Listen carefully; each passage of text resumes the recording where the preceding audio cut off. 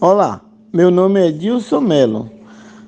Inscreva-se no canal, deixe seu like, seu comentário. Temos vídeo no canal toda semana. A oração e o mundo invisível. Vamos abrir a Bíblia no capítulo 9 do profeta Daniel, versículos 1 ao 11 e 20 ao 23.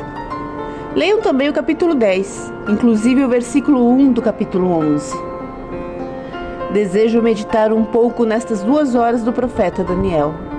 Certamente não se trata de algo extraordinário, encontramos Daniel orando, pois era característico daquele homem de Deus ser encontrado frequentemente em oração. No capítulo 2, quando o rei teve um sonho e ninguém podia revelá-lo, Daniel orou e pediu a seus amigos para orarem com ele pelo mesmo propósito, para que o Deus do céu lhes concedesse conhecer esse segredo. Quando a resposta veio, ele não saiu correndo para contar ao rei, mas antes parou e agradeceu ao Senhor. No capítulo 6, quando o rei foi persuadido a assinar um decreto criado e elaborado pelos inimigos de Daniel, para que qualquer que fizesse qualquer petição a qualquer deus ou homem, exceto ao rei, pelo período de 30 dias, fosse lançado na cova dos leões. Daniel foi para sua casa e, pondo-se de joelho, orava 3 vezes ao dia. Porém, note que há algo mais naquele capítulo. Ali diz, como também antes costumava fazer. Daniel 6:10. Ele não se alterou com aquele decreto. Ele não alterou seu modo de vida. 3 vezes no dia se punha de joelhos e orava, como também antes costumava fazer. Ele era um homem de oração, e onde quer que você encontre um homem de Deus, você encontrará um homem de oração. Então, capítulo 9, Daniel começa a orar. Era o ano 1º de Dário, filho de Assuero. O que o levou a orar nesta ocasião foi o fato de que ele haver descoberto que os filhos de Israel iriam permanecer no cativeiro na Babilônia por 70 anos. Ele sabia que os 70 anos estavam para terminar. Ele crê naquilo que Deus dissera por meio de seu profeta Jeremias e esperava que o povo retornasse para a terra quando os anos se completassem. Sendo um homem de fé, um homem de coração e um homem do livro, gosto de pensar nele como um profeta, Mas como um estudioso da profecia também. Ele põe-se a orar. Quando os anos designados haviam chegado ao fim, Deus levantou a Ciro, um homem justo do Oriente, cujo nome foi revelado 175 anos antes do seu nascimento, para a missão de enviar o povo de volta à sua terra. Deus não somente levantou a este homem, mas Ciro levantou também a Daniel, no tempo apropriado para confessar os pecados do povo como sendo seus. Em Isaías 59:16, lemos: Eu vi que ninguém havia e maravilhou-se de que não houvesse um intercessor. Penso que a única falha de um santo do Antigo Testamento que é registrada no Novo Testamento está em Romanos 11:2. Elias fala a Deus contra Israel.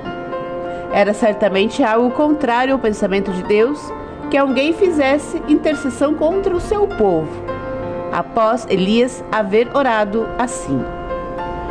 Foi-lhe dito que ungisse a Eliseu para o seu sucessor. Pecamos. Este homem, Daniel, foi levado para rogar pelo povo de Deus. Você verá algo semelhante em homens como Samuel, Davi e muitos outros que rogaram a Deus pelo seu povo. Qual era a condição daquele povo? Será que Daniel ignorava o fracasso do povo que havia trazido sobre si os juízos governamentais de Deus? De modo algum. Ele buscava com oração e rogos, com jejum e saco e cinza. Para Daniel, não se tratava de um exército superficial. Não era apenas uma identificação fingida com o povo de Deus. Ele sentia seu fracasso como sendo de si próprio.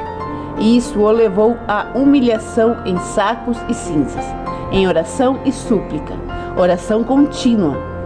Ele dizia: Ah, Senhor Deus, grande e tremendo, que guardas o conserto e a misericórdia para que os que te amam e guarda os teus mandamentos. Note as palavras do versículo seguinte: pecamos e não eles pecaram, e cometemos iniquidade e procedemos impiedadamente e fomos rebeldes, apertando-nos dos teus mandamentos e dos teus juízos. Ele identifica-se plenamente com todo o povo. Se alguém entre os cativos na Babilônia que pudesse ser achado livre de culpa, esse alguém era Daniel, um homem que fora levado para lá, mas não por alguma falta que tivesse cometido. Ele fora levado cativo e vivera ali para Deus. Gosto de pensar nele como alguém que levou uma vida de devoção desde a sua juventude até a velhice. Ele era um homem fiel.